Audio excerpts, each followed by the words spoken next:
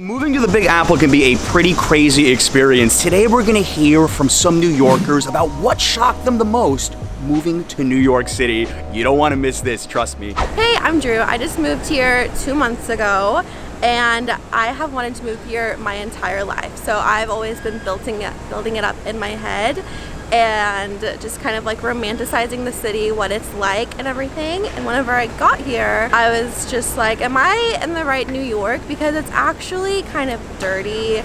Some days feel kind of dark, and it's also kind of hard to make friends here because there's so many people, so it's hard to form those like genuine friendships. But at the end of the day, I feel at home here. I absolutely love it. Just seeing the skyline and all of the lights, and just the city really is so unique. There's nothing like it, and I am absolutely so happy to be here. She brings up some great points about this romantic notion many people have of New York before they actually move here, and then the reality. If you're introverted, it can be difficult to make friends. She's willing to put up with how dirty it is, with being lonely, because she believes that in the end the move was worth it, so a lot of respect. Now, when I moved to New York, the thing that shocked me most wasn't the scope of how big the city was, or how tiny the grocery store aisles were, or how crowded the subway was at rush hour. I mean, I had been to New York so many times before I moved here that I was just sort of used to all of that. The thing that shocked me happened about 2 months after I moved into my apartment. And this was like a pretty nice place in the Upper West Side in a nice little brownstone on a quiet tree-lined block. It was like February 13th, February 12th, somewhere around there. And I was getting ready to go on a trip to Chicago. And I was packing up my bags. I needed to go to the airport in like 5 minutes. The Uber was waiting outside already. And out of the corner of my eye, I see this massive cockroach. It was like this big. In Canada, where I'm from, we don't have cockroaches. We have nothing of the sort. The biggest bugs we have in Canada are like this big. I completely lost my shit. I was terrified. I was like a little girl. I was like running away from the cockroach. I was yelling out, what do I do? What do I do? What do I do? Meanwhile, I have my Uber waiting outside. I have a flight to catch that I'm late for. I read somewhere that if you squish a cockroach, you can get their eggs all over the place, and I didn't want that happening. So I grabbed a cup and I covered the cockroach with the cup. And then I grabbed my luggage and I ran out to go get in my Uber to go to Chicago. And the entire time I was in Chicago, I was just terrified. In the back of my mind, what if that cockroach gets out of the cup? It's going to be in my bed. It's going to be in my food. And for probably a month after that, I was convinced that I was going to wake up with a cockroach on my face, or I was going to have a cockroach in my cereal, or I was going to have a cockroach. I was paranoid. Thankfully, I never saw another cockroach in that apartment. But that was a rude awakening to New York City insect life. Wow, that was better than Amazon Prime. I have so many questions. Did Tom actually kill the cockroach? Did Tom and the cockroach become friends? Could this possibly make a Broadway run? Hi John, my name's Hannah and I am originally from a really small town in Virginia, and I've been living in New York City for just over 2 years now. And I have to say that my biggest surprise moving to the city was how much I grew to love and adore Brooklyn. Before I moved here, I really wanted to live in Manhattan. I'd kind of planned on that. And I think for me and for a lot of people who aren't originally from here, Manhattan is just what they think of when they think of New York. And I think there was some part of me that thought that living in another borough would feel like not really living in New York City, which I realize now is so misguided, and just saying that makes me cringe a little bit. But finally got to visit Brooklyn properly, and I have to say it was love at first sight, and I am still here over 2 years later. Hannah's really hit home with me because I was one of those people. I lived in Manhattan for 9+ years, and now after almost a year in Brooklyn, I am so happy here. Don't be like I was, and don't be like so many other people are. Give other boroughs a chance if you're moving to New York City. There's more to the Big Apple than just Manhattan. So the most shocking thing I've experienced when I first came to New York was the amount of poverty and suffering of mental illness on the streets. I wasn't really used to that. I was actually in Dallas previously for a little less than a year, and I'm from Los Angeles. Yeah, it really shocked me. I think it's really bad here. The amount of things I've seen is kind of wild, and it's something that bothers me every day because I walk to work, in the mornings, and I just walk around the lot biking, and I see this every day, and it's something that I see a lot of people kind of turning their head, sideways and kind of ignoring, but it's making me a bit more attentive to the politics and what's going on, and seeing if there's anything that's being done about this, because I'm tired of seeing people walking on the streets without shoes. So he's from LA, and even he's shocked about the homeless situation in New York. I always thought that the West Coast had it even worse, but he brings up some great points, especially if you're moving here from some small town. You don't have poverty and homelessness really out in the open as much as it is in New York City, and it is certainly something that you'll have to adjust to, and it could very well shock you.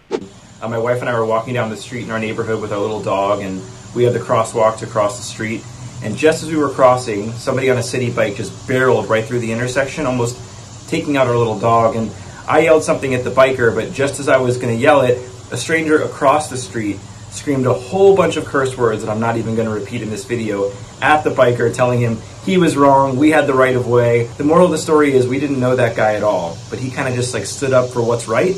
And that seems to be a really New York thing that I never really experienced in any other city I've lived in before. Danny's spot on here. Not only will New Yorkers defend you, but they'll randomly jump into your conversations as well if they want to add their 2 cents. You'll get used to it.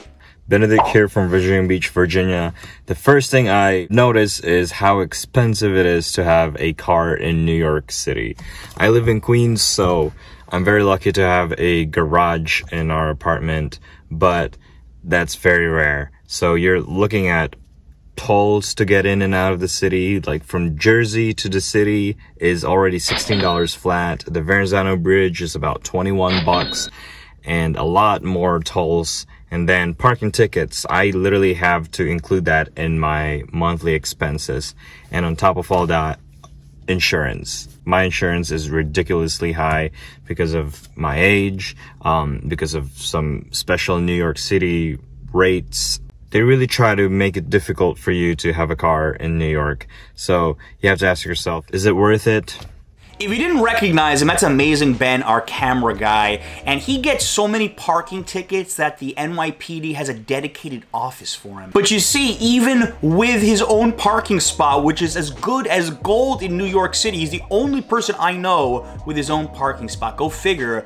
He's still complaining about the tolls, and if you have to do street parking by yourself, wow, that's really a shock to the system, trying to bring a car into New York City. So me and my boyfriend just moved to Brooklyn from Florida. We came from the Tampa Bay area, and the most shocking thing we experienced since we moved to New York was definitely in Midtown Manhattan. We were by Grand Central. We were looking for something really quick. We found one of the halal guys. So we went there, we got some food.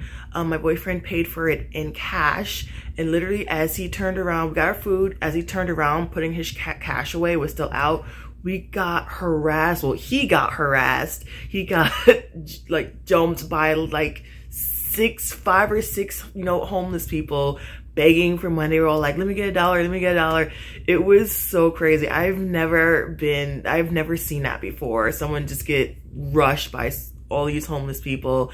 And of course my boyfriend had to turn up the Florida man. So he just screamed at all of them to leave him alone, and they backed off pretty quick. But yeah, that was still pretty shocking. Thank you, Kia. And if you live in New York long enough, sooner or later, you're gonna run into some uncomfortable situations. And it sounds like it happened to you too sooner. People peddling for money, asking you for something on the street. It happens, we get used to it. Thankfully, that didn't sound too bad, but again, this is part of living in New York City, especially in the Midtown Manhattan area. My name is Brent, and I have been a New Yorker transplant from northern New Jersey for the last 16 years.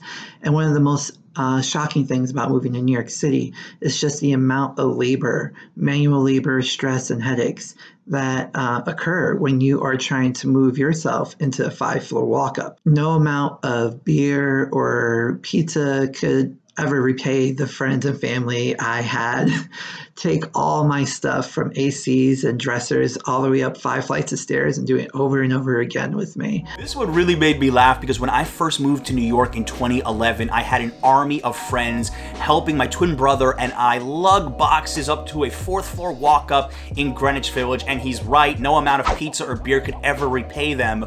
But so many people, when they move to New York for the first time, they're in a rush, and guess what apartments are usually sitting the longest?